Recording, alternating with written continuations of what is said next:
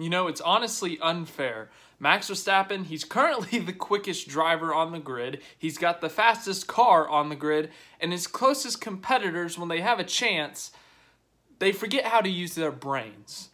Yes, tell me if you've heard this one before. Max Verstappen won today. He won his home Grand Prix, the second Dutch Grand Prix in 40-something years. And he wins it again. It was a little more exciting this year, the finish and everything that happened, but Mercedes today went full Ferrari mode. What does that mean exactly? They forgot how to use their brain, as I just said about 30 seconds ago. Yeah, there was no guarantee that Mercedes was going to win, even if they, everything had gone right there, if they don't pit Russell there. But it would have improved their shot by quite a bit. So what happened was, late in this race, there was a bunch of weird things going on. Hamilton and Russell were on hard tires. They had pitted planning on a one-stop race. Verstappen was going for the two-stopper. He was trying to extend the life of the mediums as long as possible so he could have the freshest possible tires. So when Russell and Hamilton passed him, he could go past them back on the fresher tires. But Yuki Tsunoda decided to make things interesting. He stopped on track, and it looked like there was going to be a safety car. Then the team radios in and says, no, the car's fine.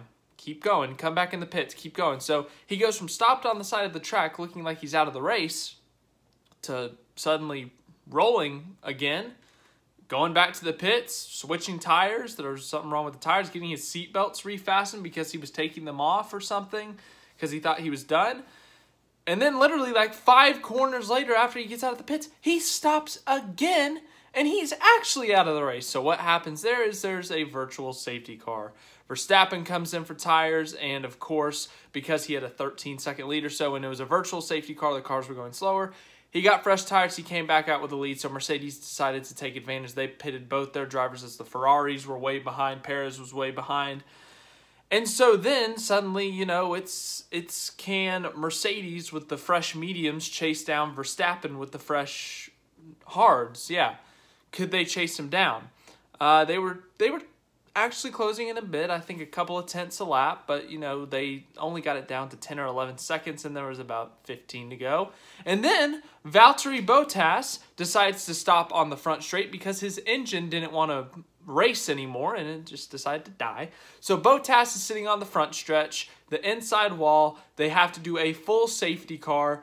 Verstappen opts to pit for fresh, soft tires, giving up the lead and leaving both Lewis Hamilton and George Russell out, running first and second. So you're thinking, wow, this is actually kind of playing into Mercedes' hands. Sure, they're not going to have fresh tires like Verstappen, but they have Lewis Hamilton as the lead car. They have George Russell in second as a blocker. He can hold up Verstappen maybe for a little bit to let Lewis Hamilton, run away a bit, get out of that DRS threat. But George Russell decided to be selfish. George Russell, not that first lap of the safety car. Verstappen had already pitted. A few other guys had already pitted. But Russell decided the next lap to pit. He said, you know what, screw you guys. I don't care. I'm going to pit. He didn't say that exactly, really. But that was basically the implied message. It was kind of a selfish move. He said, I need soft tires. I can't keep these tires warmed up. I need fresh soft tires. So he decides to pit, which left Lewis Hamilton out on the track by himself with older medium tires, with Max Verstappen in the fastest car on fresh soft tires. And literally, Lewis Hamilton couldn't even maintain side by side with Max Verstappen going to turn 1. Verstappen was too quick, the tires were too fresh, the Red Bull's too good on the straights, and he got such a good run coming off the final corner that it basically, he was done for. So Verstappen gets by him before they even get into turn 1.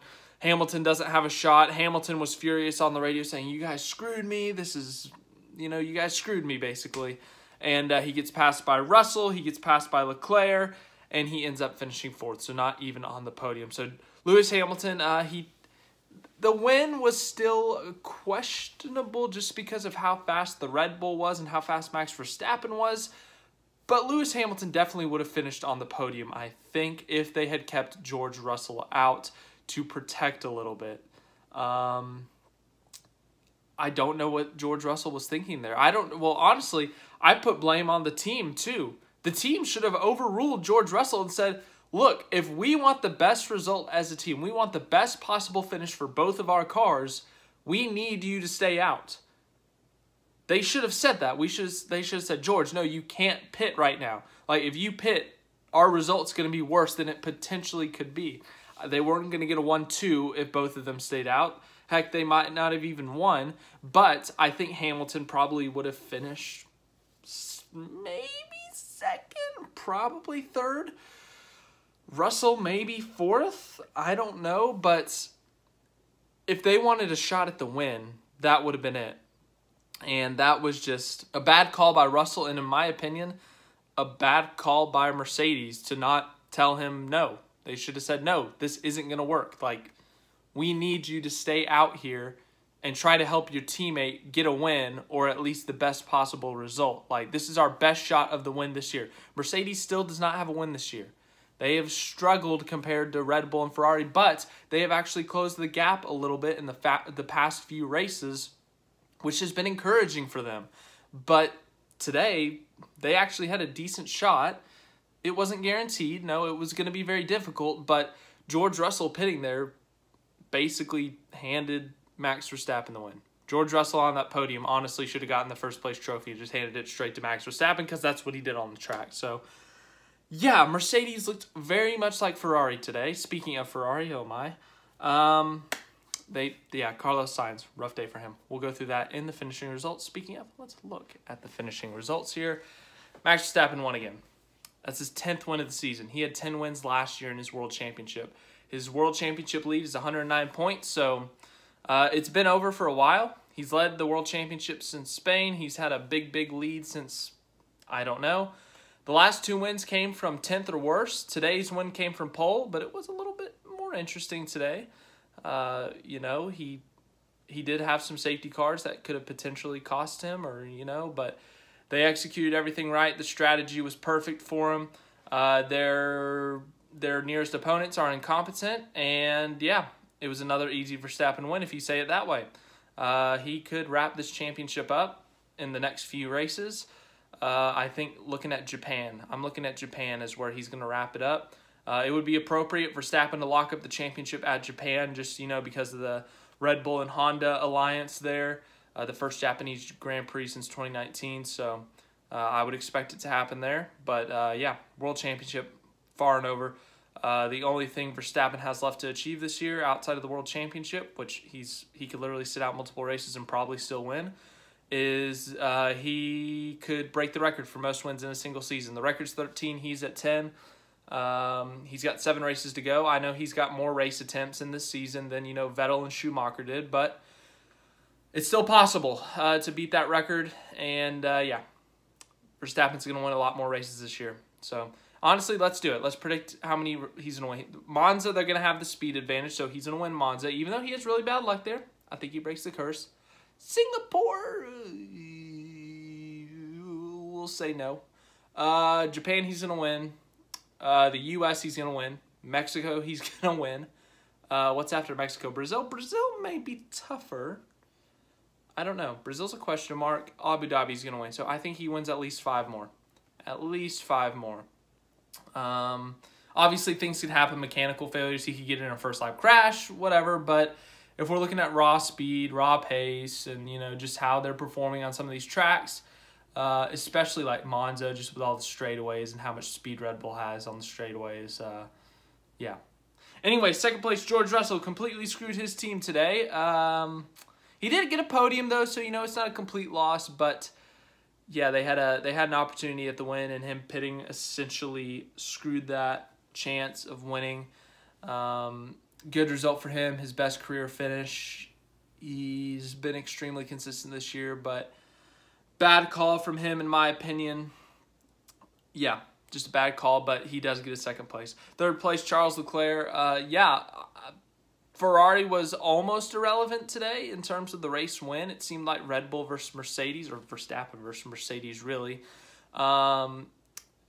Yeah, Ferrari, Leclerc was there in the early stages. He stayed within a second and a half, the first probably 5 to 10 laps, but after that, Verstappen pulled away 5 or 6 seconds, maybe 7 by that first pit stop. And yeah, Leclerc was never really close after that. Then the strategies came into play, and Mercedes had kind of just outdone them a little bit. The one stopper really helped them, the timing of the safety cars, virtual safety cars, and Mercedes was able to hold off, and they were able to beat Sainz straight up, really. Sainz had a difficult day, but yeah, Leclerc third, so he is back on the podium, thankfully for him. He seems to have bad luck as of this year. Really, it's just been a bad year for him in terms of luck, so the fact that he can get on the podium, I think he should be happy with, but the pace just wasn't there. Fourth place, Lewis Hamilton. Yeah, he might have got screwed out of a win, definitely got screwed out of a podium there by his own team and his teammate. He was really mad. I'm curious to see what his post-race comments are going to be.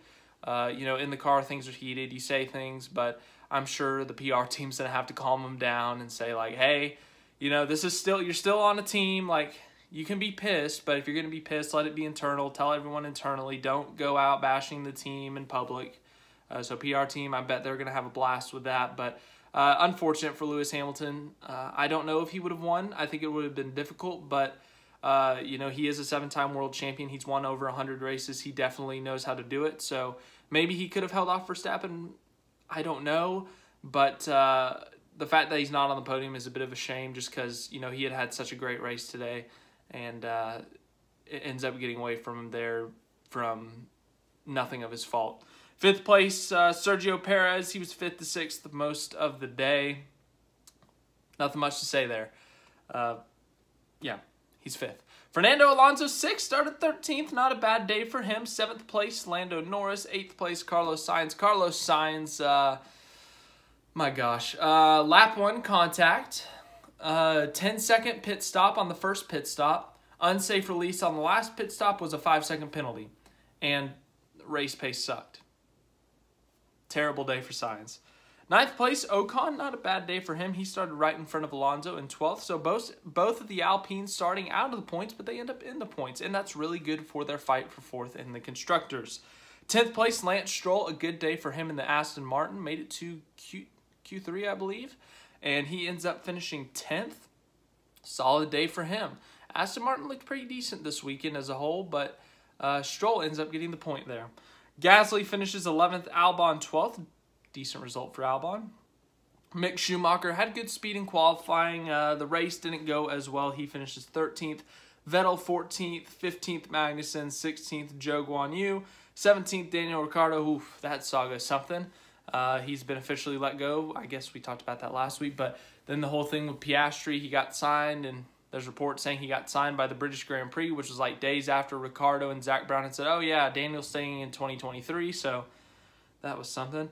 18th, Nicholas Latifi, and then the DNFs are Bottas and Tsunoda. Of course, there's all those conspiracy theorists saying that Tsunoda intentionally stopped, or AlphaTauri made him stop, so Red Bull could get the win, or Verstappen could benefit. I thought that was interesting, the conspiracy theories. I love a good conspiracy theory, especially when they're funny. But in conclusion, Mercedes went Ferrari mode today. Verstappen won again, and boy, this championship's over. Yep. Verstappen's going to win the drivers. Red Bull's going to win the constructors. Battle for second in the constructors could be fun, though, between Mercedes and Ferrari. 4th place is probably going to be Alpine. 5th place, McLaren. Who's 6th? I'm liking out. Anyways, that's all I got for the F1 side of things today. Max Verstappen with another home win. Another win. His 30th of his career. 10th of the season. We'll see how he does the rest of the season. Will he break the records? I don't know, but he's going to win a 2nd world title. I'll see you guys later today for the Austin Dillon Championship case and the Southern 500 video. Make sure to leave a like, subscribe, all that stuff, and I will see you in the next video.